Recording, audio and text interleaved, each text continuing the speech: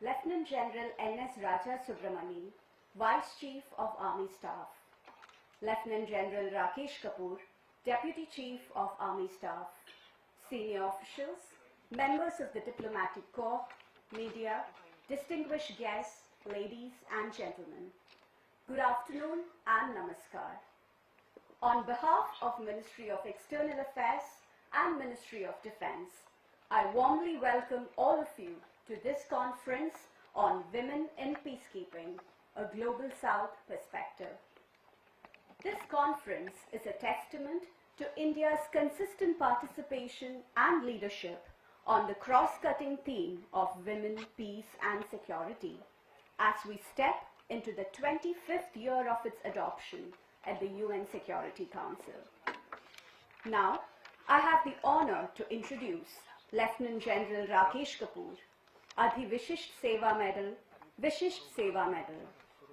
Commissioned into the Armored Corps in December 1987, the General Officer has an outstanding experience of 37 years in varied staff, command and instructional appointments. He is presently the Deputy Chief of Army Staff. He also oversees peacekeeping operations. May I now invite Lieutenant General Rakesh Kapoor, Deputy Chief of Army Staff, to deliver the welcome remarks.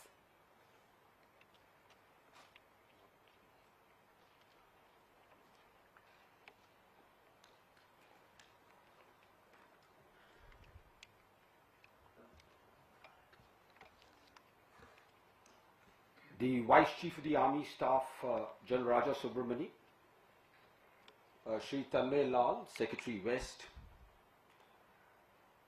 Mr. Christian Saunders, the Under Secretary General from the United Nations, distinguished ambassadors, members of the Diplomatic Corps, participants of the Global UN Global South Conference, ladies and gentlemen. On behalf of the Government of India, I extend a very warm welcome to all of you to New Delhi.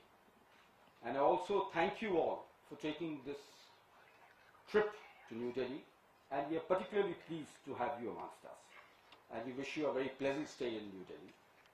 And I hope all of you are comfortable wherever you are staying, and if there are anything that needs to be done, please do let us know.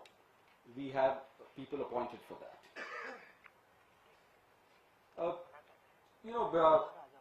As we embark on this conference for the next 2 days, I just wanted to contextualize this whole engagement, because the lexicon and grammar of conflicts is changing across the world. And if I was to put across certain trends purely from a peacekeeping point of view, some of the trends that are changing and some of the things that are becoming significant when we look at conflicts across the world are, firstly, technology. Conflicts and technology always had a symbiotic relationship. But over the past couple of years, this symbiotic relationship has transitioned to a conjugal relationship. And particularly when you see disruptive technologies, it is very difficult to discern between a combatant and a non-combatant, who is creating conflicts, who is perpetuating it. This distinction is becoming very difficult. When we look at it from a peacekeeping perspective, conflicts are becoming more intrastate, with lots of external players perpetuating that conflict within the confines of the host nation. I wonder, when we see the spectrum of conflicts, whether these disputed territories will ever be returned. Most likely, they may be retained, and that itself is going to cause more tensions and frictions. Wherever conflict is taking place, warring factions or conflicting factions are seeking effects. And where do you get effects? Effects is where people stay. And invariably, it is taking place in urban areas. And when this when this happens in urban areas, it leads to displacement. Displacement leads to migration, and this itself is another cause for conflict. Social media is playing a very important role. There is a huge amount of misinformation which is taking place and which is itself causing friction amongst various parties in host nations. International humanitarian law is facing a lot of challenges. Where are these factions following those concepts, resolutions? With the result, the security of peacekeepers itself is becoming a challenge. So when we look at these trends, we find that singularly women play a very important role, and therefore this conference. And what are the strengths that women bring on the table? Firstly, our experience says that women peacekeepers have better access to women and children in societies or host nations. So there is better understanding of their challenges. Women help in building trust and confidence wherever they go. Also, when they build this trust and confidence, they also gather a lot of information which can be used for prophylactic measures and ensure peace is fostered.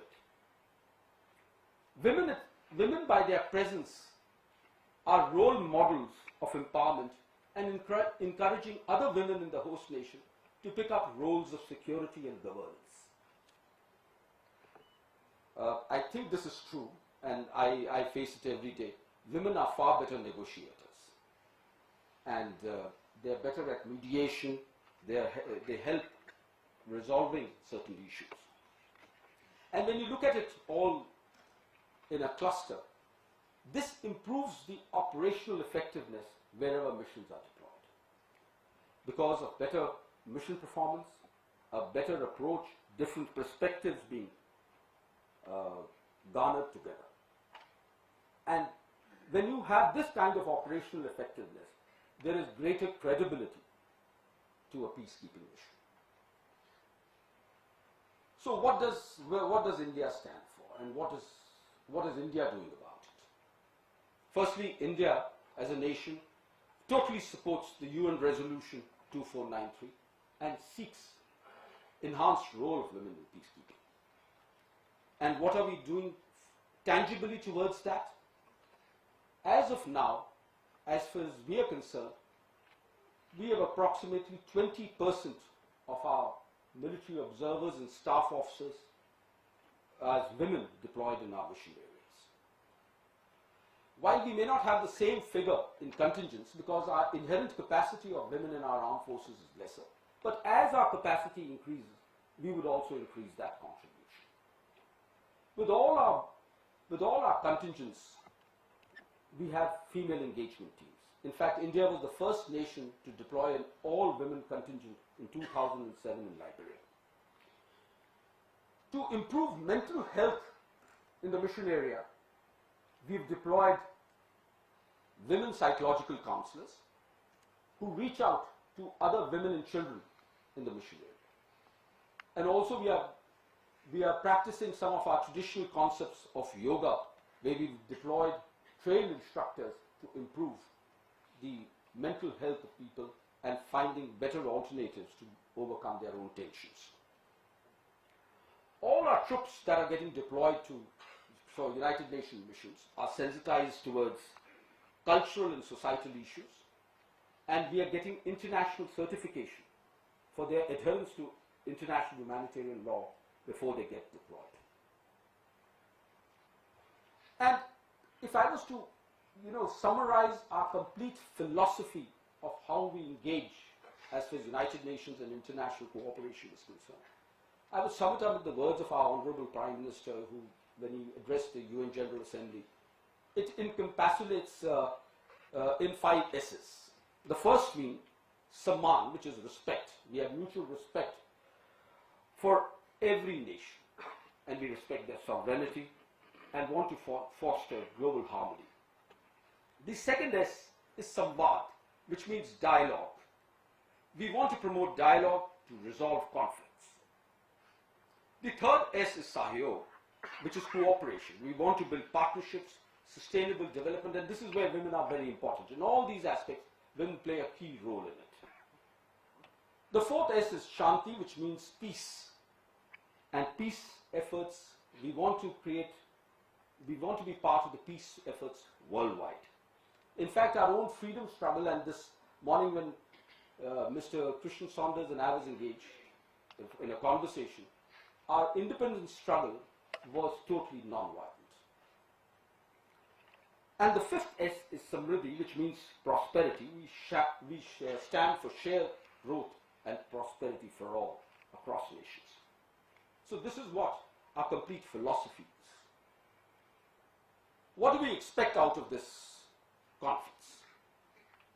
The expectations out of this conference are, firstly, we want to build on our shared experiences, share best practices amongst all of you. We want to learn from what your perspectives are, and we want to take them forward. We want to facilitate capacity building, and together with the Center of UN Peacekeeping, we want to build those capacities, and whatever experiences and capacities you have, we are willing to partner with you on those issues. And finally, we want to foster better understanding and mutual engagement. With that, I wish you the very best for this conference for the next 2 days. Visit and wish you a pleasant stay in New Delhi. Please enjoy yourself.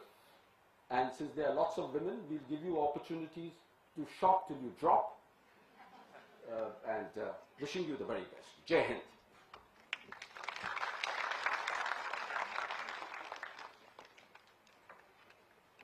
Thank you, sir. I'm honored to have the opportunity to introduce Lieutenant General N.S. Raja Subramani, Param Vishisht Seva Medal, Adhi Vishisht Seva Medal, Sena Medal, Vishisht Seva Medal. The General Officer, commissioned into the Garhwal Rifles in December 1985, has an illustrious career spanning over 39 years and has tenated a host of command, staff and instructional appointments across a wide spectrum of conflict and terrain profiles. The General Officer is presently the Vice Chief of Army Staff. May I now request Lieutenant General N.S. Raja Subramani, Vice Chief of Army Staff, to deliver the opening remarks.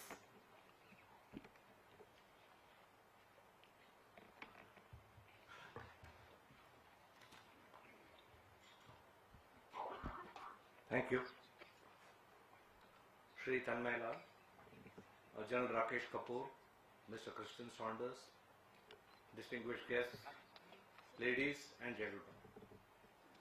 Today, we as the representatives of the Global South stand together in this momentous gathering of strength, resilience and unwavering commitment to peace. We welcome each and every one of you to Delhi for this pioneer event, specially customized and conceptualized to put forth the immense power and potential that lies in this forum. This forum enables us to address shared challenges and promote development through South-South cooperation, essentially signifying a united voice for countries facing similar historical and economic realities. It highlights our shared experiences and aspirations for equitable development and systemic change. As a key partner in Global South, India brings forth a wealth of experience, resources and expertise to the table, contributing to the collective effort of developing nations. This engagement is marked by mutual respect and a commitment to addressing common issues and sustainable development for peacekeeping efforts. The 7 decades of rich experience in United Nations peacekeeping places India on a suitable forum to pilot this initiative for women, peace and security and gender mainstreaming in UN peacekeeping. As leading contributor of troops and police to United Nations peacekeeping missions, our countries have a shared responsibility to work together more closely. By sharing best practices, resources and strategic insights, we can contribute effectively to global peacekeeping. You, the women peacekeepers, have broken stereotypes, shattered barriers and risen above challenges to become leaders and protectors of your nations and also the communities where you have been engaged in peacekeeping. Your presence has not only been a source of inspiration for peacekeepers, but also a beacon of hope for women in conflict-ridden environments. General Rakesh Kapoor has already spoken about how women in United Nations peacekeeping contribute more effectively to operations. I will just highlight a few salient points. Women contribute significantly to the protection of civilians and enhance overall mission effectiveness.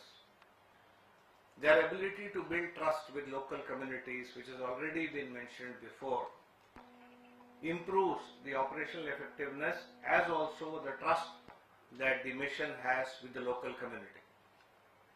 By serving as role models and mentors, they inspire and guide local women to be part of the peacekeeping process. Moreover, diverse and inclusive teams enriched by the presence of women contribute to the effectiveness of the mission as a whole. To the women peacekeepers of the Global South, those present here today, I extend a heartfelt gratitude for your service, your sacrifice and your excellence to commitment in peacekeeping operations. You are the flag bearers of progress, the leaders of today and the visionaries of tomorrow. I once again extend a very warm welcome to all of you, and I am confident that these 2 days of the seminar will further contribute to our experience as also guide us to better effectiveness in peacekeeping missions all over the world. Thank you. Jai Hind.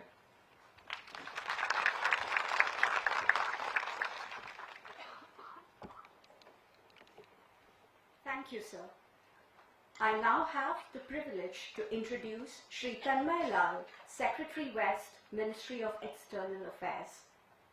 Having joined the Indian Foreign Service in 1991, Shri Tanmay Lal has served as India's ambassador to Sweden and Latvia, High Commissioner to Mauritius, ambassador and deputy permanent representative to the United Nations in New York, Deputy High Commissioner in Nairobi and Deputy Chief of Mission in Bangkok.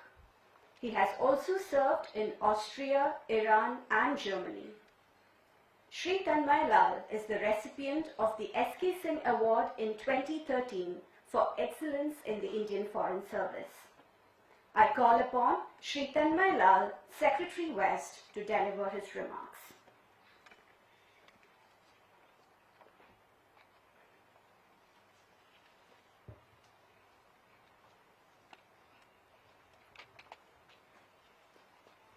Thank you.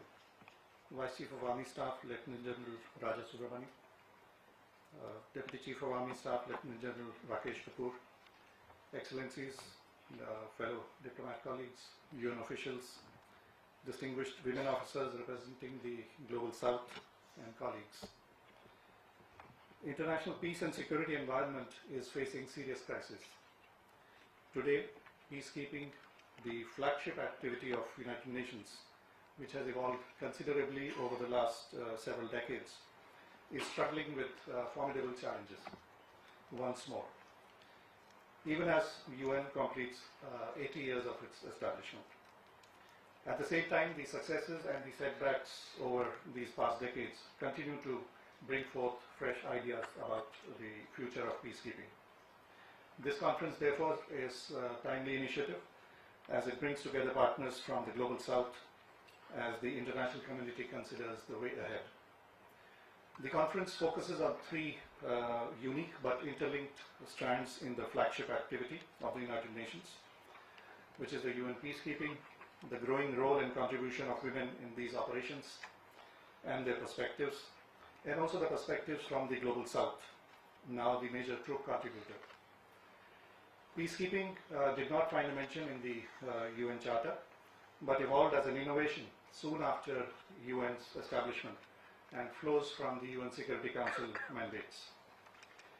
Peacekeeping continued to evolve, responding to the changing international regional security situation and the changing nature of conflicts, especially following the end of the Cold War and also some serious debacles in the 1990s. Some of the most prominent threads or changes that are visible are as follows: that since the end of the Cold War, the Global South has emerged as the predominant troop contributor, although India as a founding member of the UN has been actively engaged with peacekeeping since its inception. Before the end of Cold War, all top 10 troop contributing nations were from the West. Today, no Western nation figures among the top 20 TCCs or the troop contributing countries. Most of the UN peacekeeping operations are in conflict zones in the Global South. However, they have little say in devising the mandates for the peacekeeping operations. In the second change is that in the last 3 decades, the composition of women peacekeepers has grown significantly, from 1% to nearly 9%. And this is contributing to improving the mission effectiveness, accessibility, and credibility. In improving, some of these have been mentioned, how the contribution of women improves the efficiency of the operations by improving intelligence, by accessing populations and communities and venues which may be close to men, better ability to screen women during search operations, de-escalation of tensions, building trust and dispute resolution, improving local community perception of such operations, and also very importantly empowering women and girls in host communities by providing inspiring role models. India has been a pioneer in deploying and training women peacekeepers. The third change is that regional organizations from the Global South are now getting more engaged, much more actively in supplementing the UN peacekeeping operations. This is a welcome development, but it has had mixed results and is largely dependent on external funding so far. India remains actively engaged with partnerships with Global South and in advocating their concerns at global platforms. Most armed conflicts today are protracted warscapes, as was mentioned, with very complex, fragmented and autonomous mix of militants, criminal gangs, insurgents and radical ideological transnational terrorist groups. And while the complexity of conflicts and the scope of mandates has expanded many folds, the available resources fall short. Peacekeeping budget, though large, has come down from $8 billion to $6 billion in the past decade, and there is growing uncertainty over the funding going forward.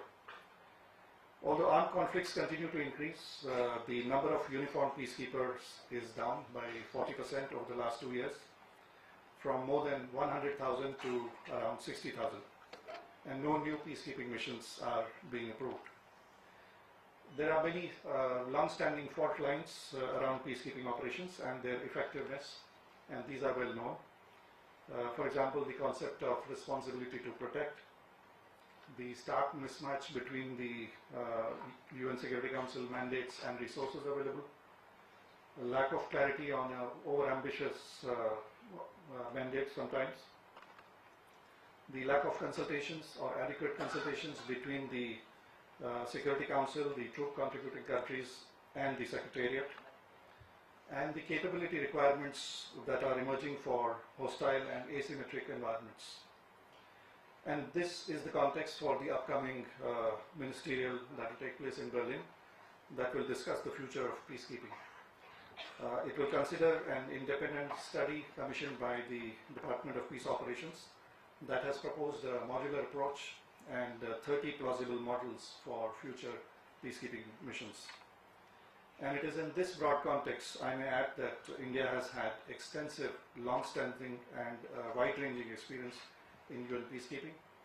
And this includes protection of civilians, pioneering the deployment of women peacekeepers, working with partners from the Global South, investing resources in infrastructure and development partnerships, facilitating training and capacity building, advocating use of technology, mobilizing support against the crimes against peacekeepers, and a greater say of the troop contributing countries in peacekeeping operations. And that is why the Indian experience, capacities, and ideas will be relevant for the future of UN peacekeeping. We welcome the partners from the Global South at this conference and look forward to enriching deliberations and contributions to this collective endeavor to improve UN peacekeeping operations. Thank you.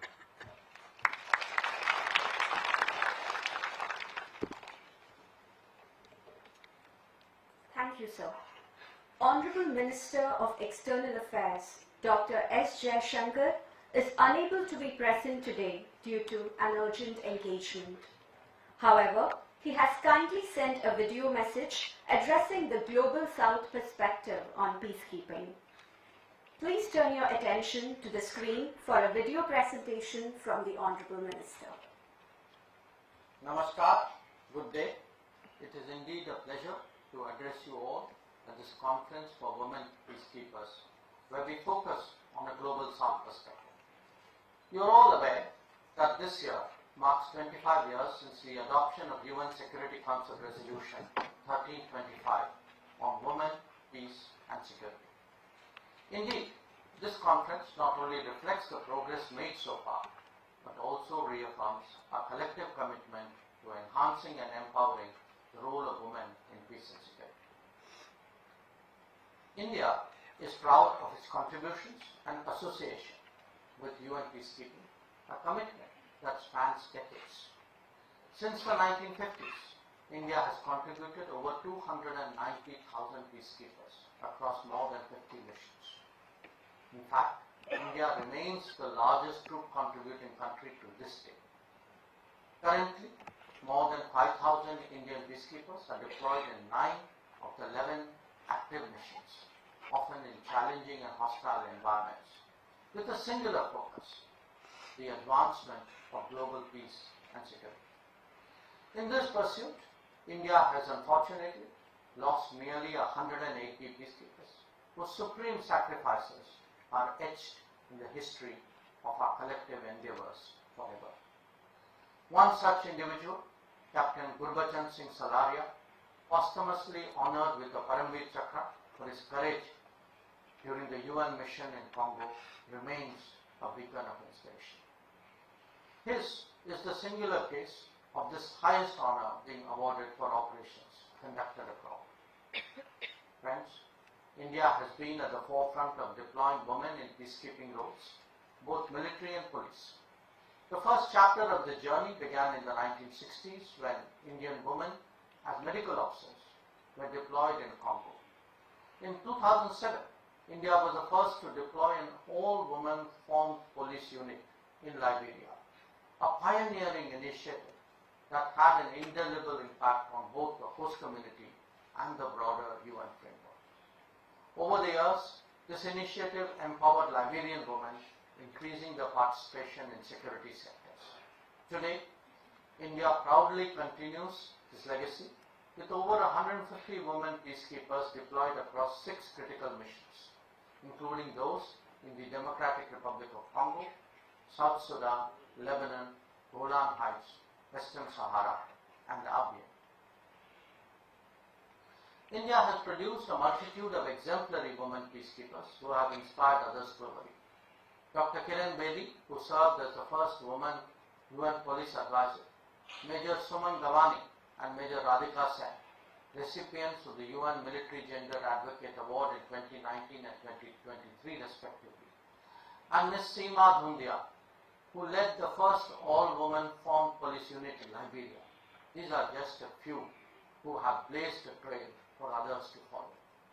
I'm pleased that some of these distinguished individuals will engage with you during this conference. Friends, India strongly believes that peacekeeping is an effective instrument in the maintenance of international peace and security. This year is of particular importance as two significant events will take place: the Peacekeeping Ministerial in Berlin and the Peace-Building Architecture Review in New York. Discussions here today can play a crucial role in shaping the outcome of these processes. The participation of women in peace operations makes it more diverse and inclusive. It is essential that we continue to increase the representation of women in peacekeeping. This is not only a matter of quantity, but equally of quality. Women peacekeepers often have unique access to local communities, acting as role models for women in conflict zones. Training courses tailored to include modules sensitizing peacekeepers to issues related to women will enhance the effectiveness of these operations. India remains committed to supporting global South nations in building their peacekeeping capacities. Through initiatives led by the Center for UN Peacekeeping, India will continue to offer training and capacity building programs, including courses specifically designed for women peacekeepers, as we did with ASEAN countries in 2023. At the heart of our foreign policy lies a commitment to peacekeeping rooted in dialogue, diplomacy, and cooperation. Guided by the philosophy of Vasudhaiva Kutumbakam, the belief that the world is one family, India will continue to contribute meaningfully to the cause of UN peacekeeping. You, the women peacekeepers, are a source of immense inspiration for countless women and girls around the world. Your presence here will undoubtedly bolster your leadership and strengthen your roles as messengers of peace. I trust that your experiences in India will empower you as you continue to lead with purpose and with passion. I thank you all for your attention.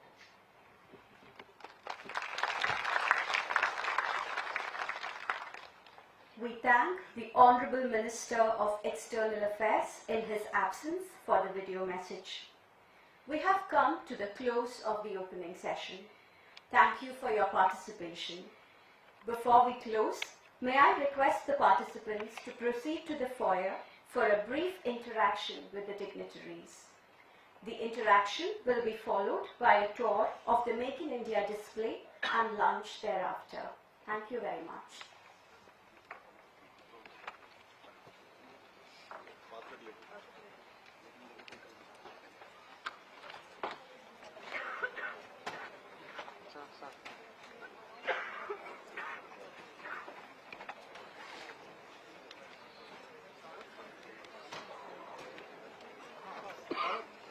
madam.